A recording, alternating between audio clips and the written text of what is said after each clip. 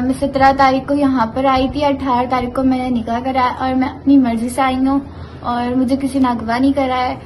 السلام علیکم۔ کراچی سے لاپتہ ہونے والی لڑکی دعا زہرا لاہور سے ملی ہے یا نہیں، ایک معمہ بن گیا ہے۔ ایک اور ڈراپ سین، کراچی سے لاپتہ نمرہ نے ڈی جی خان میں نکاح کر لیا۔ کیا آپ حالات حاضرہ سے آگاہی حاصل کرنا چاہتے ہیں، خبر کے پیچھے چھپے اصل حقائق جاننا چاہتے ہیں تو ابھی سبسکرائب کیجئے جلمل پاکستان کو اور ساتھ ہی گھنٹی کے نشان پر کلک کر دیں۔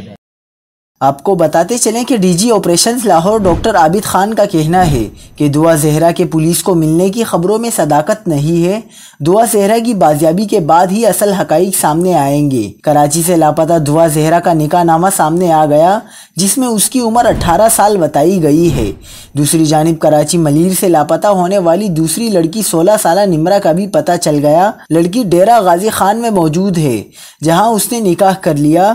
پولیس ذرائع کا کہنا ہے کہ سعود آباد سے لاپتہ نمرہ اس وقت ڈیرہ غازی خان میں موجود ہے اور وہ شاہ رخ نامی لڑکے سے نکاح کر چکی ہے۔ قبل ازیں نمرہ کی والدہ نے شاہ رخ نامی نوجوان پر اغوا کا شبہ ظاہر کیا تھا۔